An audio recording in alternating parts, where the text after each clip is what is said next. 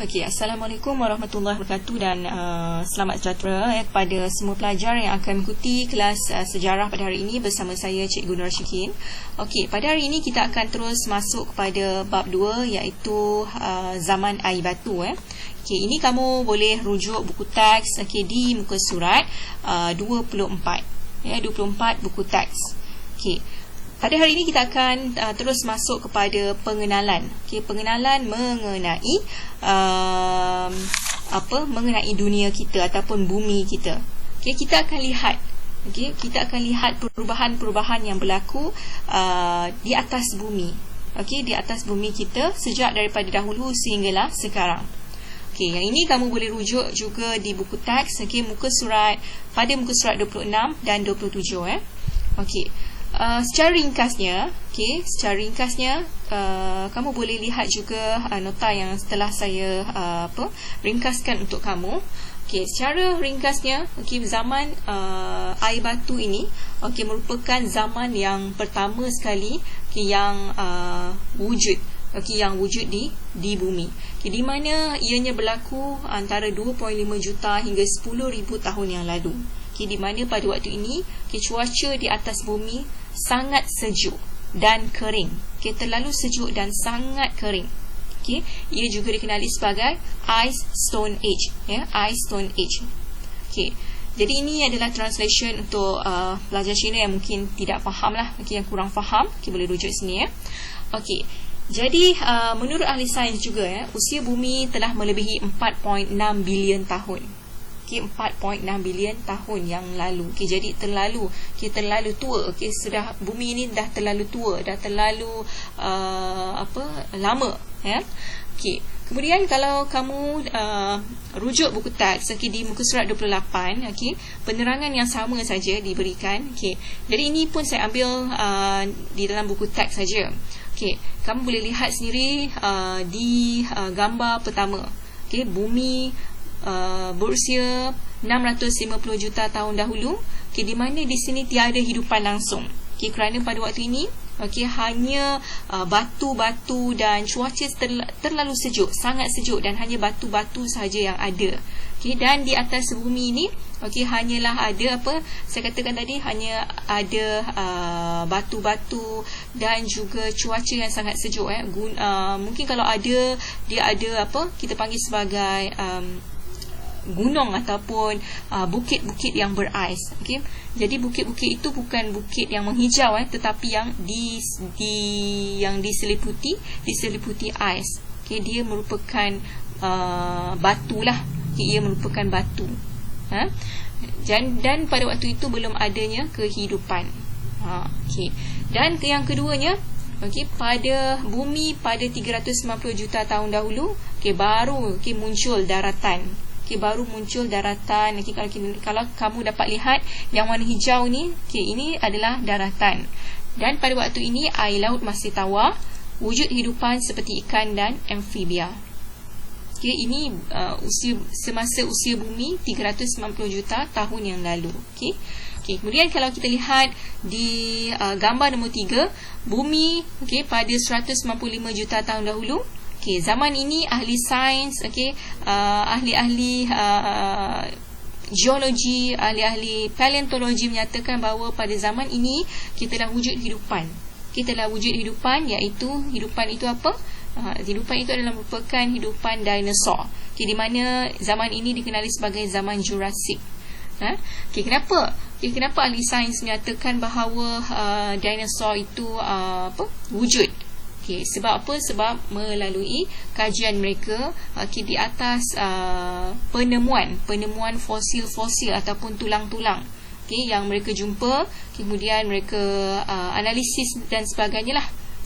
Dan mereka menyatakan bahawa telah ada kehidupan pada 195 juta tahun dahulu, iaitu kehidupan itu apa? Kehidupan itu adalah zaman Jurassic ataupun dinosaur lah yang wujud pada waktu itu.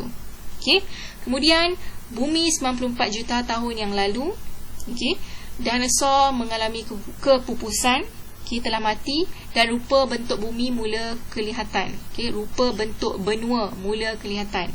Okey, maksud benua ni daratan-daratan yang yang semakin nampaklah, yang semakin muncul lah.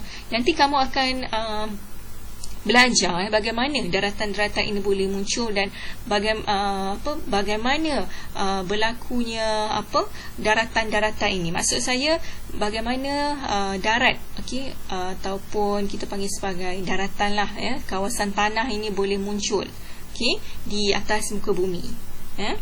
Kemudian kalau kita lihat di gambar Raja nombor 5, gambar nombor 5, bumi pada 18,000 tahun yang dahulu, kebanyakan binatang telah wujud seperti kuda, badak sumbu, anjing dan kucing. Paras air laut juga meningkat pada waktu ini.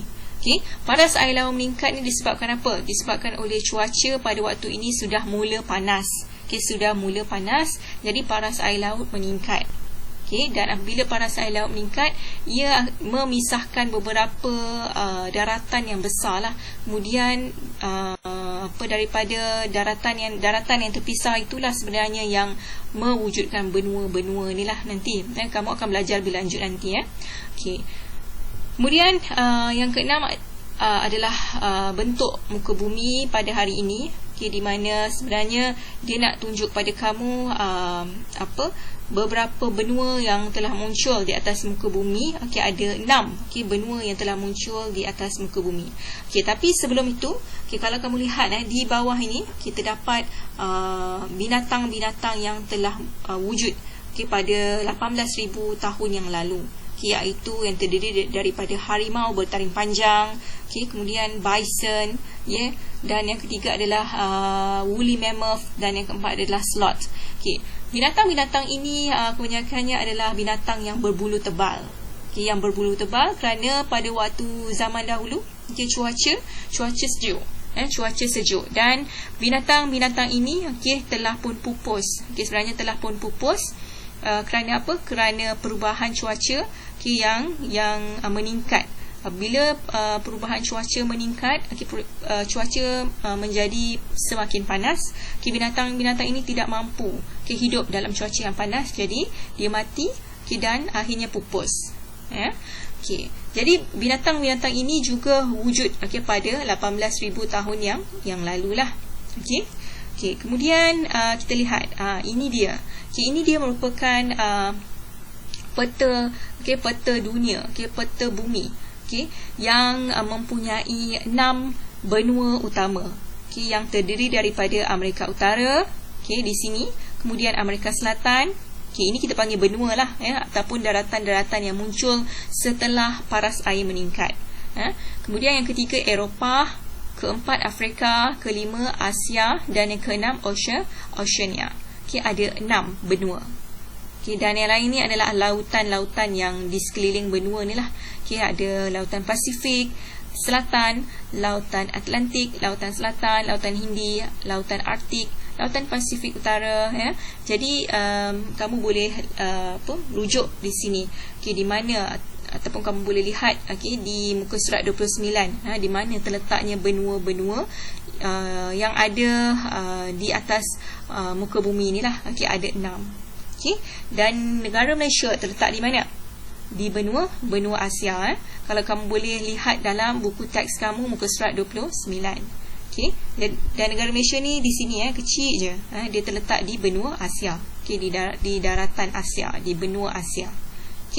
Seterusnya kita lihat pula, ini adalah merupakan kajian ataupun penyelidikan terhadap bumi.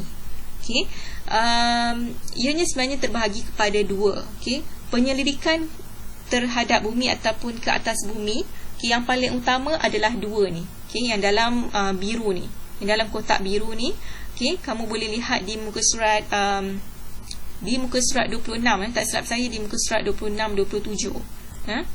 Ada bahagian glosari ni, kamu boleh lihat dalam buku teks kamu. 2 terms ini merupakan kajian ataupun penyelidikan terhadap bumi. Yang pertama adalah merupakan geologi. Geologi ni apa? Geologi ni adalah sebenarnya merujuk kepada perkataan Greek. Geologi adalah berasal daripada perkataan Greek, iaitu geo yang bermaksud bumi dan logia yang bermaksud sains. Ya. Oleh itu geologi merujuk bidang ilmu yang mengkaji pembentukan bumi. Jadi geologi ini hanyalah mengkaji tentang bagaimana bumi itu terbentuk. Ya. Kemudian paleontologi pula adalah bidang ilmu yang mengkaji organisma ataupun hidupan yang pernah hidup di bumi, sisa atau fosil yang telah terawet dalam sedimen binatang, tumbuhan dan bentuk-bentuk hidupan purba kala. Jadi paleontologi ini merupakan bidang ilmu yang hanya mengkaji hidupan di atas bumi, yang pernah wujud di atas muka bumi. Jadi ada dua sebenarnya bidang utama yang mengkaji tentang bumi. Yang pertama adalah geologi dan yang kedua adalah paleontologi. Jadi setakat ini sajalah pengenalan mengenai bumi kita. Mengenai perubahan-perubahan yang berlaku pada bumi. Jadi kamu boleh tahulah serba sedikit mengenai dunia kita sebenarnya, yang bermula daripada zaman air batu sehinggalah sekarang. Jadi saya harap nanti kamu dapat buat latihan yang saya sediakan dalam Google Form. Sekian itu saja untuk hari ini, iaitu mengenai pengenalan kepada terhadap dunia kita. Assalamualaikum warahmatullahi wabarakatuh dan selamat sejahtera pada kamu semua.